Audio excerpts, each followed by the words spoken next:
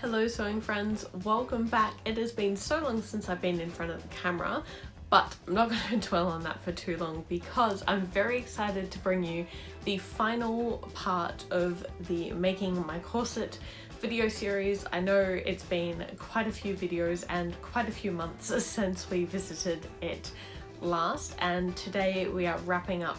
So today is all about finishing touches, boning, bias tape, embroidery, waist tape. We're gonna get it done. I am gonna bring one more video out after this about basically all of the lessons that I've learned and all of the mistakes that I made during my corset making process, but today is all about finishing the actual corset. So let's get started. If you have any questions or comments, leave them in the comment section down below. And of course, seeing as I am making a video next on what I did wrong, if you have any questions for me for that, leave them down below. And give this video a like if you enjoyed it. Let's get started. The first step in finalizing my corset was to attach a bias binding to the bottom edge. This would help to stop my bones as I was threading them through the corset, and also just provide a nice finish for the edges. So started with the bottom first, using this lovely satin bias binding. I used the folded edges as a guide to sew it onto the right side before I flipped it around and then sewed it down to the wrong side, as you'll see in a second, using the edge of the right side as a guide. Hopefully that makes sense. I did intend to choose teal color. It's ended up a little bit more green, but honestly I'm okay with that. It's very on brand with my wedding colors. So the color I chose for my bridesmaids dresses is teal, basically to match the sapphire stone in my engagement ring. Plus it's just a color that I really love, and it makes me very happy. So I was trying to incorporate these kind of color elements into my corset as well.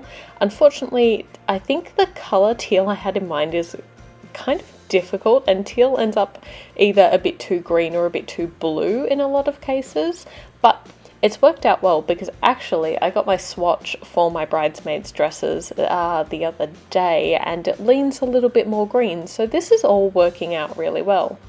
So as you can see, I've folded my bias binding over to the wrong side and I'm using the edge of the bias binding on the right side as a guide for where I sew, to sew down the raw edge on the wrong side. And this worked pretty well. There was a small area at the point where I'm kind of working at the moment, where it didn't quite hit the bias binding on the other side, and that was just because when I was sewing it down I came a bit too far away from the edge in the first instance. So it is something you do want to be careful of when you're working with something like this, is if you end up sewing it too far away from the edge, it can make it more difficult to sew down the raw edge later on when you're doing this kind of top stitching work.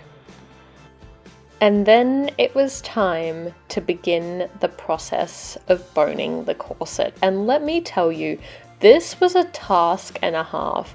These steel bones actually took me hours to cut through enough. I can't remember how many bones I ended up needing, but I think it was something close to 30 individual steel bones that had to be measured and cut out.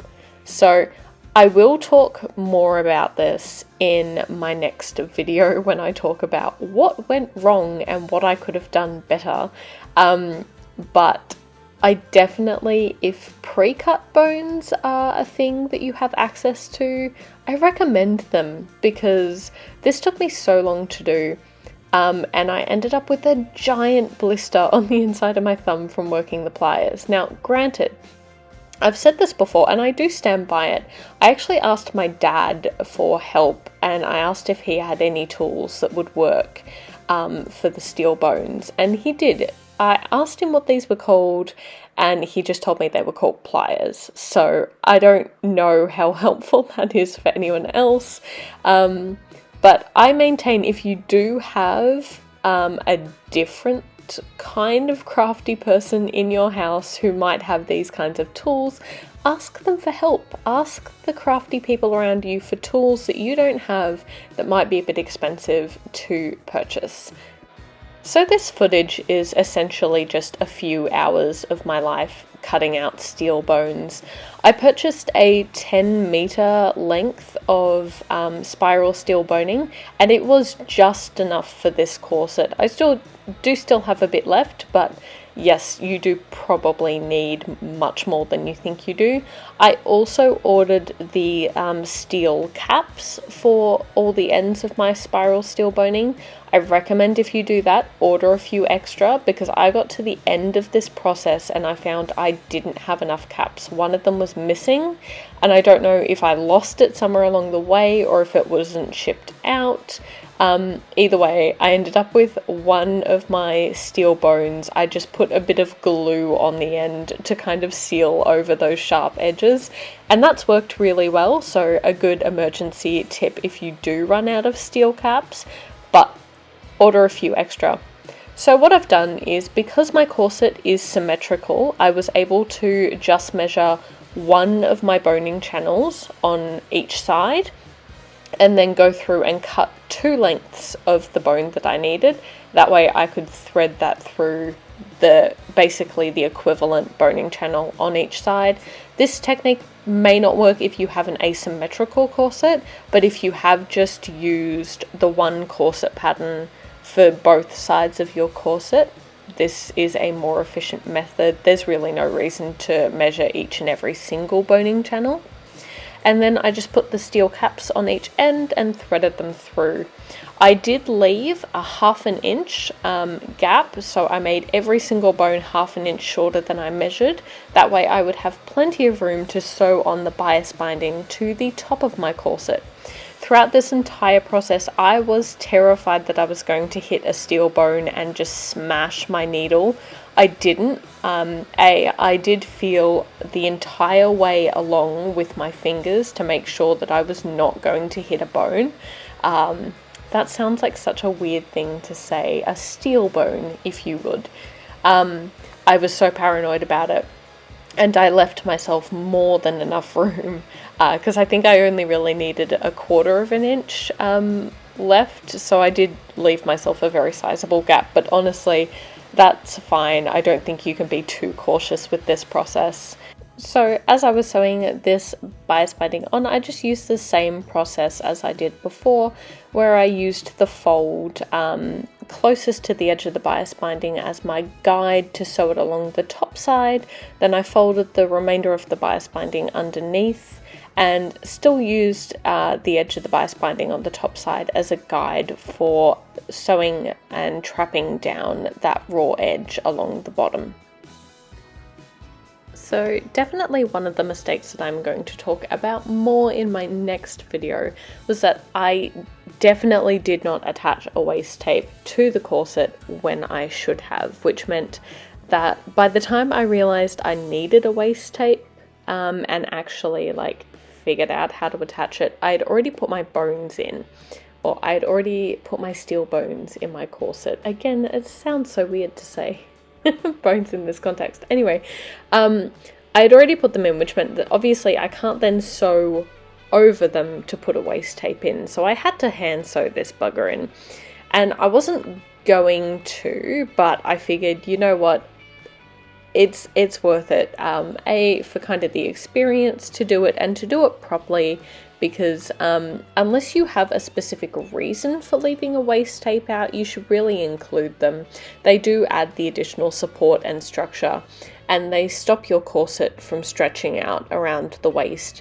That being said, don't know how much my hand sewing is going to stop that from happening, but we'll see. So basically I used all of the stitching lines for when I put my boning channels in, and I sewed through them in order to attach my waist tape to my corset. I had to do this because I could barely get through this coutil with a sewing machine, so there was no way known that I was going to get through it using my old hand needles. I did give it a go, it didn't work. So I went ahead and I used the stitching holes that were already there to sew my waist tape in, which again probably doesn't help because it's very possibly not as fixed as it could be. But you know what? This process worked. So it took me a good couple of hours, but I did go through and I sewed my waist tape down to my corset. Once I was done with my waist tape, it was time to start my embroidery, or in this case, flossing, which in this instance means the embroidery that is used to keep your corset bones in place and stop them from moving about. I think I've talked about this before, but to be honest, with how slim the boning channels are, I really don't think they're going to move too much. So because it was going to take me quite a while to do this flossing, and I didn't really have a specific design in mind, I decided to do it with a little bit of intention. Now this might sound a bit strange, but I do firmly believe that if you focus your mind and set your intentions for something, you can bring about a bit of change in your life. So I decided to actually run with some Norse runes to help add some intention to my embroidery and possibly bring a bit of love to this corset. So I had a bit of a look through one of my rune books that I had, and after a lot of looking I decided to go with the most basic rune I could possibly find, which was a simple X. I didn't intend to go with this initially. I had something more complicated in mind, but I had to keep in mind that I was using the stitching holes that were already on my corset, so it couldn't be too complicated. I had to be able to do it within those stitching lines, so it also had to be symmetrical, and I wanted it to have the right symbolic meaning. So I actually ended up going with the rune for the letter G, which actually looks like an X, and the symbolic meaning of this is a festival, renewal, partnership, a union, sharing, a gift, and rewards for loyalty. And seeing as this was originally intended to be something I would wear as part of my wedding outfit, though I'll talk about that later, I think I've changed my mind on that one, that was exactly the kind of symbolism that I had in mind for this process. So I set about to do my X's across the bottom and the top of the bones. I used a lovely teal silk thread for this. It wasn't a specific embroidery thread, but it was just one of those Gutermann silky threads that you could buy. It was really lovely, and honestly the process was relatively simple, so even though this did take me yet again quite a few hours, because man, hand stitching takes so long, it wasn't too bad a process. Being that you guys never get to see Fatty in my videos, here he is asleep, doing his own thing. These big old paws, they're so cute. I am about to lace up my corset because it's finally done. I can't even get it all in the frame. Well, not quite done, but it's up. It's in its final stages, which is so exciting. And now that I've woken him up and annoyed him, I'm gonna leave him alone and get back to work. These clips are a little bit out of order because I wasn't 100% finished with my corset yet. As you'll see, it has no waist tape and no embroidery, but I did want to show you how I was going to lace it up. So I just found some cord at Spotlight, which I purchased for this process. I really wasn't too sure what to buy here. People use different things for corset lacing, and I'm pretty sure you can use anything from ribbons to cord. So I just purchased some standard cord that I had found, and hopefully you can see, I'm not too sure if you can, but I started at the top and worked my way down. And I basically threaded my cord from the inside of the corset, and then went to the next hole down on the opposite side and brought it through the inside again. So hopefully you can see that process a little bit better in the video. I will actually try and find the diagram that I found when I was figuring this out and share it with you guys below, because that was actually really useful for visualizing. So as you can see here, I'm working my way down from the top and up from the bottom and meeting in the middle and kind of finding those two center eyelets. And when I'm actually putting the corset on, I'll use those center points to tighten everything. And here I'm just showing off my final corset in its final form. I have to say I was feeling very, very princessy in this dress. I really love it. And that's it. That was the making of my corset. It was quite a project. It took me about a month to complete from start to end, and a lot longer to film, obviously. But I really enjoyed it. I learned so much during this process, and I'm actually really happy that I did it and I achieved it. So even though my plans might have changed for the corset a little bit, I'm still really proud of what I've actually done. Thank you so much for watching. I hope you've enjoyed this too and maybe learnt a little something. As I mentioned before, if you have any questions or comments for me, leave them down below. Give this video a like if you enjoyed it. And stay tuned for my next video on lessons I learned while making a corset. It should be fun. Thank you guys so much for watching, and happy sewing!